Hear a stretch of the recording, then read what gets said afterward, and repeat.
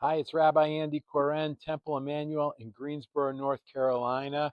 And I find myself outside today, right outside one of the doors of our congregation. And I'm right next to one of our cornerstones. And if you think about what a cornerstone is, it actually tells you a lot about your values. This week's Torah portion, Terumah, God turns to our people and says, I need you to build a place, right? Not so that I can dwell in it, God dwelling in it, but so that I can dwell among them, among the people.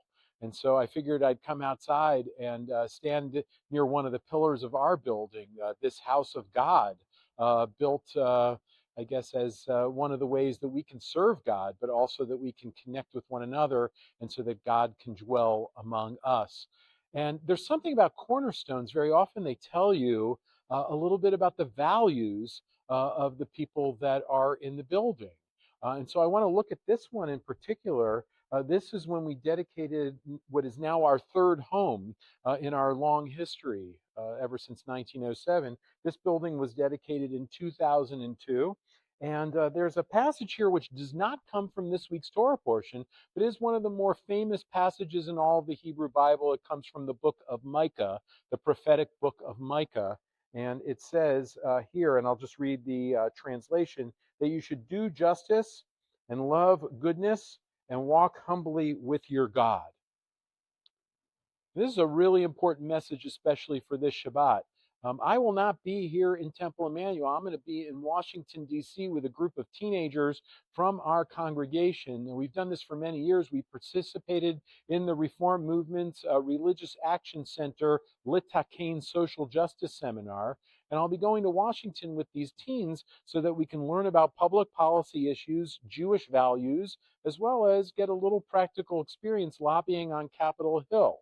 How does that connect to this particular passage? To do justice, right? One of the ways that we do justice, especially in our world, is that we use our voices to advocate for important things, public policy issues, Jewish values. That's why we'll be in Washington, together with hundreds of other Reform Jewish teens from all around the country.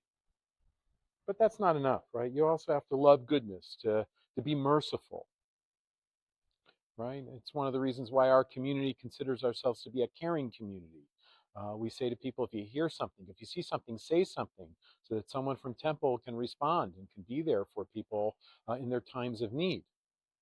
And lastly, to walk humbly with God, because, as religious people, and sometimes we see this even within our own backyard, but also in other places, that people will say, well, my religion makes me better than others. And I think that we always learn from this, that instead of letting religion go to our head, as we say, inflate our egos, that instead we should let it go to our hearts, so that we can be a people that leads that way and does these things and makes our world a better place. Torah portion Terumah, but also getting out and raising our voices and making a difference in the world. So, from all of us here in Greensboro to you, wherever you are, I hope that this is a great week. And if it's close to Shabbat, we wish you Shabbat Shalom. And look for, maybe we'll have a video from our experience, a video or two from our experience in Washington, D.C. At any rate, we'll catch you real soon.